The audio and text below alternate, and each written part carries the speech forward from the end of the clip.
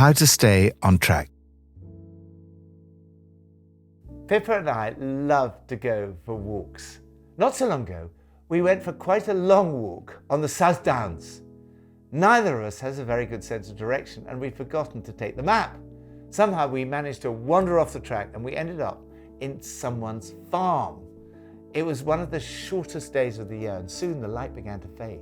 It seemed that the only way to get back to where we parked the car was to cross a field occupied by a large herd of cows. As we approached them, some of them surrounded us in an overly friendly fashion, blocking our way, while others took off in fright and started charging round the field. Fearing that we were going to be mown down into the mud by terrified cows charging at us, we decided to make a rather speedy exit up a very steep and slippery bank. Pippa had exceeded her desired length of walk. Darkness was falling, and we seemed to be nowhere near a track. Things were not looking good. Thankfully, we managed to find a path leading us back. It was such a relief. For future walks, we decided we would definitely take a map and stick to the route. Staying on the track proves much better for being able to relax, talk together, and for our relationship generally. In the Bible, the image of God's tracks is frequently used. Tracts that lead to life. From Psalm 17.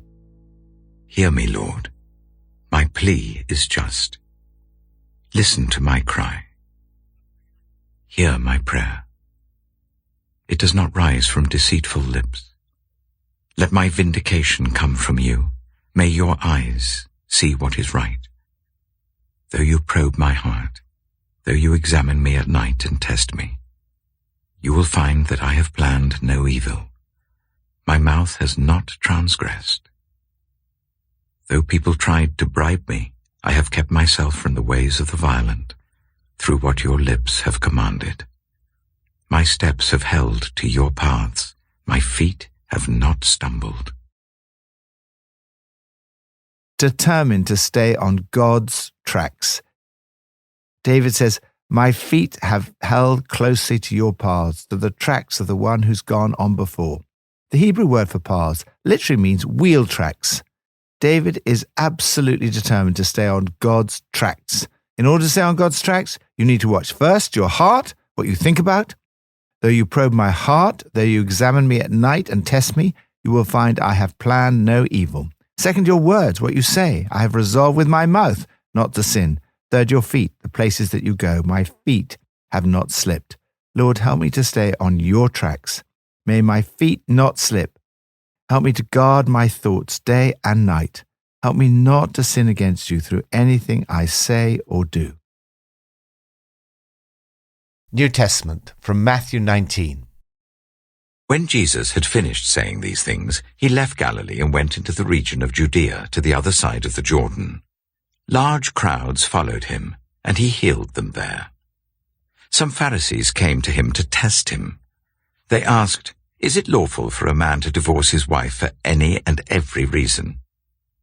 "Haven't you read," he replied, "that at the beginning the Creator made them male and female, and said, 'For this reason a man will leave his father and mother and be united to his wife, and the two will become one flesh. So they are no longer two, but one flesh. Therefore what God has joined together, let no one separate.'" "Why then," they asked, "did Moses command that a man give his wife a certificate of divorce and send her away?" Jesus replied, "Moses permitted you to divorce your wives because your hearts were hard. But it was not this way from the beginning. I tell you that anyone who divorces his wife except for sexual immorality and marries another woman commits adultery." The disciples said to him, "If this is the situation between a husband and wife, it is better not to marry." Jesus replied, "Not everyone can accept this word, but only those to whom it has been given.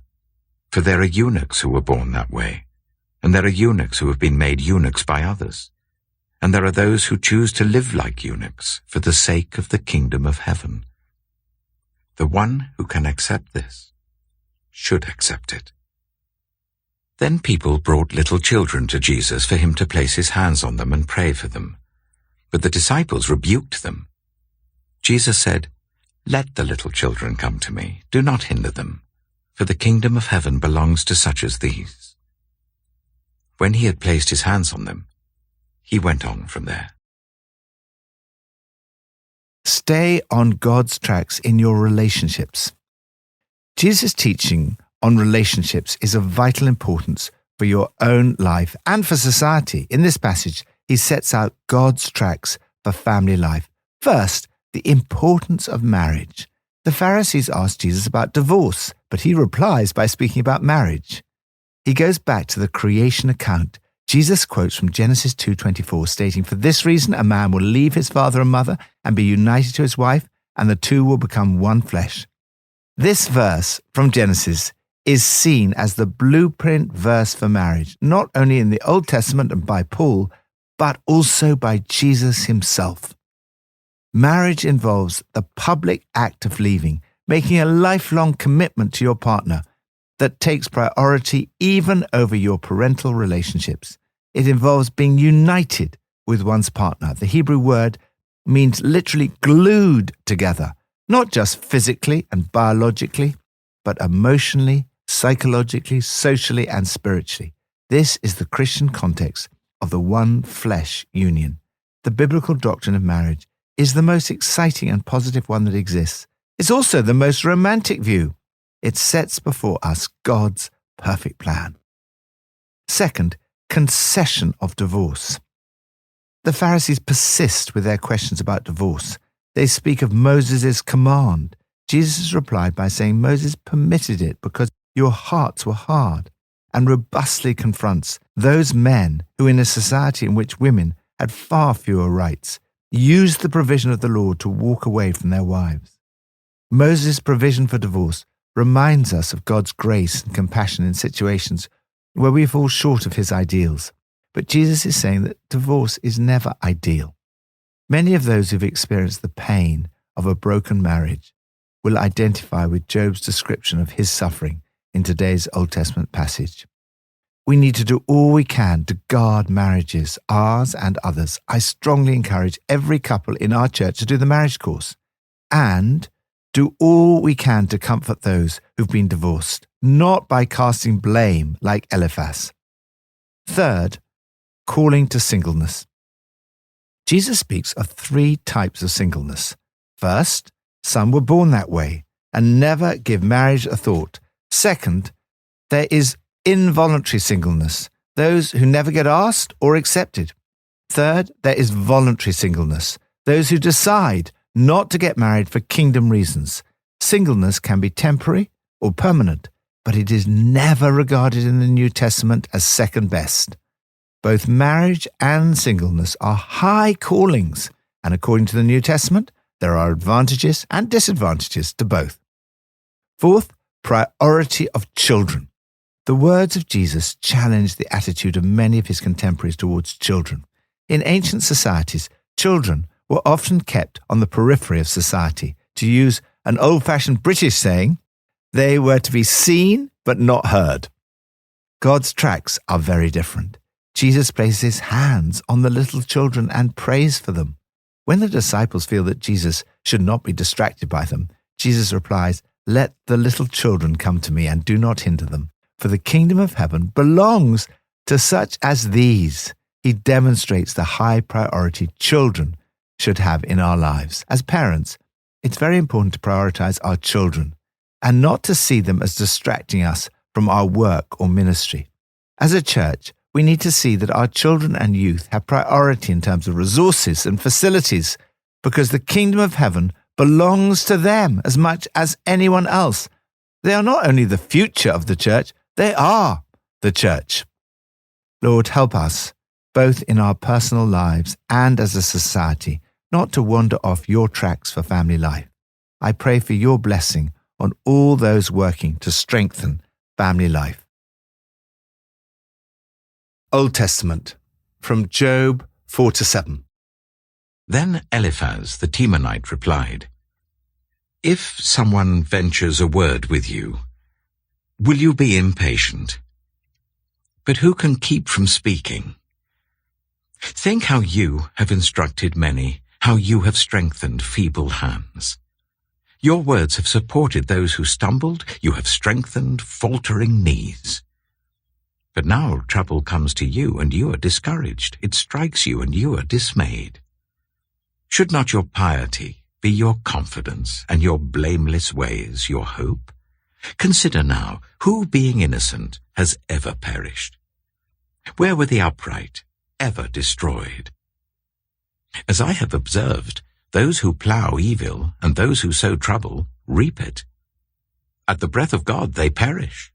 At the blast of his anger they are no more. The lions may roar and growl, yet the teeth of the great lions are broken.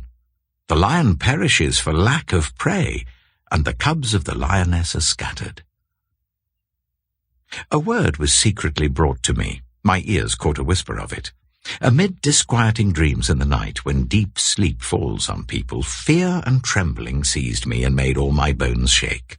A spirit glided past my face, and the hair on my body stood on end. It stopped, but I could not tell what it was. A form stood before my eyes, and I heard a hushed voice. Can a mortal be more righteous than God? Can even a strong man be more pure than his Maker? If God places no trust in his servants, if he charges his angels with error, how much more those who live in houses of clay, whose foundations are in the dust, who are crushed more readily than a moth. Between dawn and dusk they are broken to pieces, unnoticed they perish forever. Are not the cords of their tent pulled up, so that they die without wisdom? Job chapter 5. Call if you will, but who will answer you? To which of the holy ones will you turn?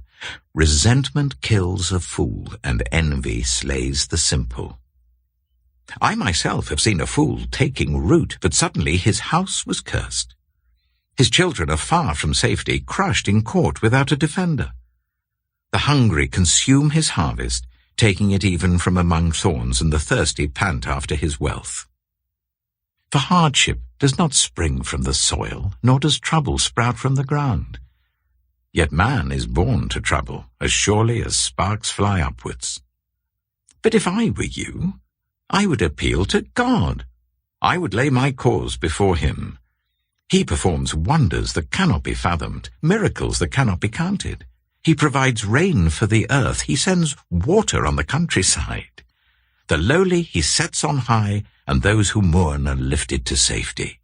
He thwarts the plans of the crafty, so that their hands achieve no success. He catches the wise in their craftiness, and the schemes of the wily are swept away. Darkness comes upon them in the daytime. At noon they grope as in the night. He saves the needy from the sword in their mouth. He saves them from the clutches of the powerful. So the poor have hope, and injustice shuts its mouth. Blessed is the one whom God corrects. So do not despise the discipline of the Almighty. For he wounds, but he also binds up. He injures, but his hands also heal. From 6 calamities he will rescue you, in 7 no harm will touch you. In famine he will deliver you from death, and in battle from the stroke of the sword. You will be protected from the lash of the tongue, and need not fear when destruction comes. You will laugh at destruction and famine, and need not fear the wild animals. For you will have a covenant with the stones of the field, and the wild animals will be at peace with you. You will know that your tent is secure. You will take stock of your property and find nothing missing. You will know that your children will be many, and your descendants like the grass of the earth. You will come to the grave in full vigor, like sheaves gathered in season. We have examined this, and it is true. So hear it and apply it to yourself. Job chapter 6.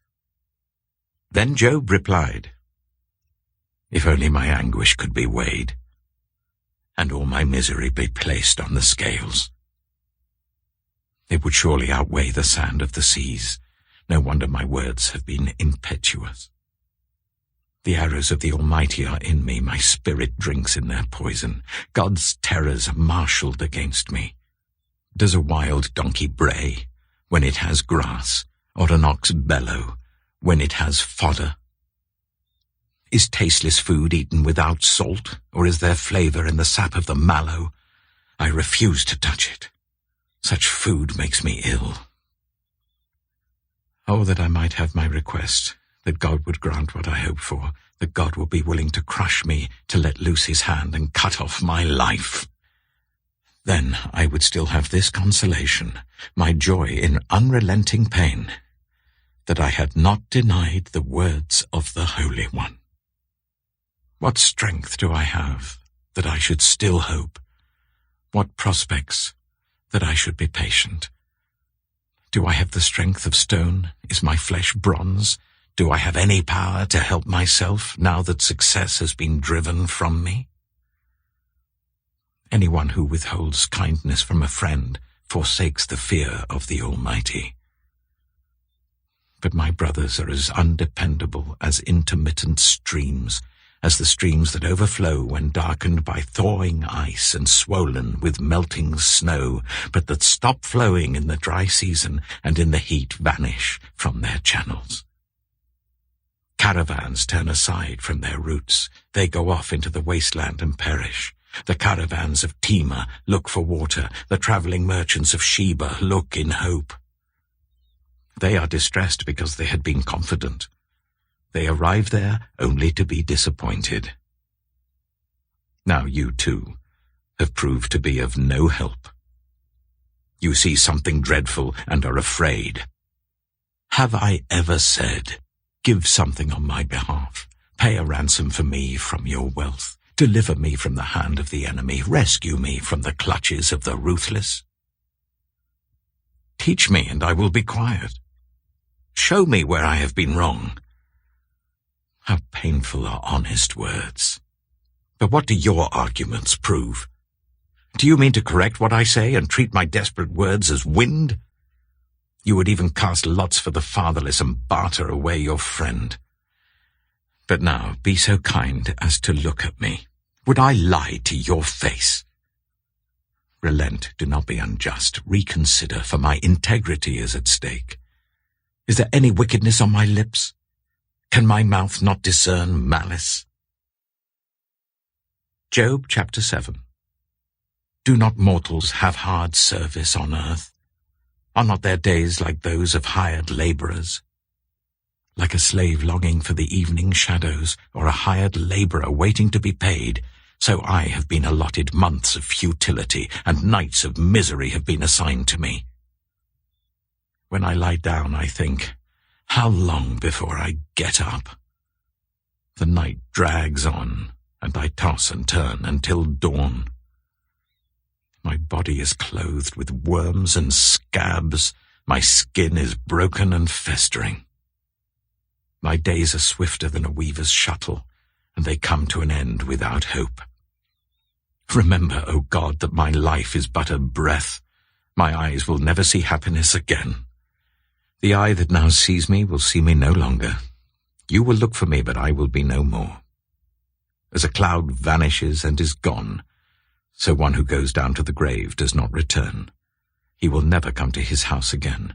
His place will know him no more. Therefore I will not keep silent. I will speak out in the anguish of my spirit. I will complain in the bitterness of my soul. Am I the sea, or the monster of the deep, that you put me under guard? When I think my bed will comfort me, and my couch will ease my complaint, even then you frighten me with dreams and terrify me with visions, so that I prefer strangling and death rather than this body of mine. I despise my life. I would not live forever. Let me alone. My days have no meaning. What is mankind that you make so much of them, that you give them so much attention, that you examine them every morning and test them every moment? Will you never look away from me, or let me alone even for an instant? If I have sinned, what have I done to you?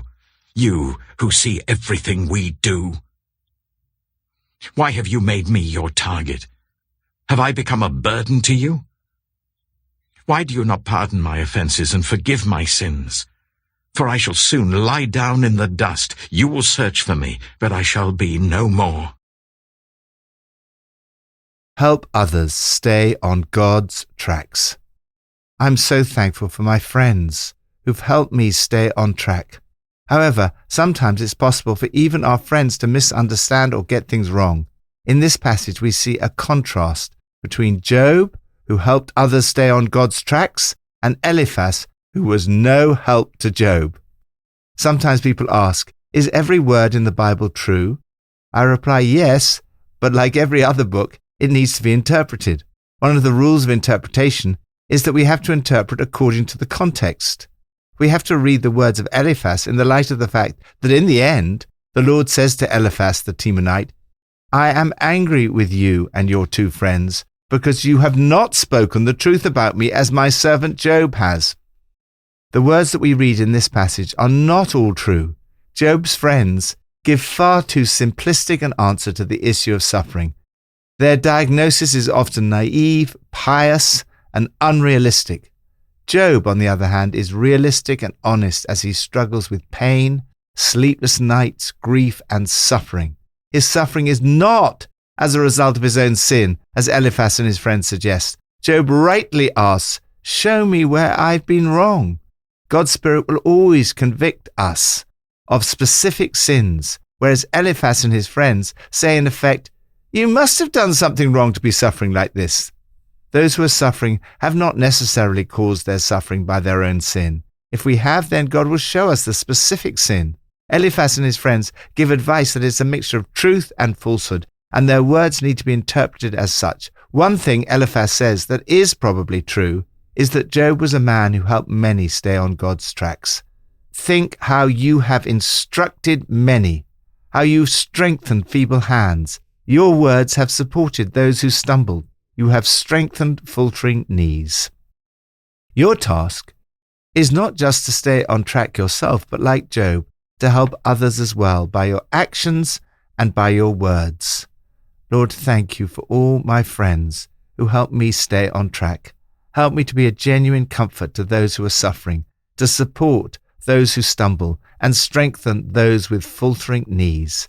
Help us all to help each other to stay on your tracks.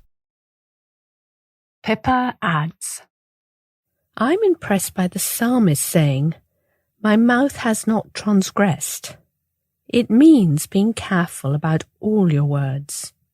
What we say when we're off duty still really matters.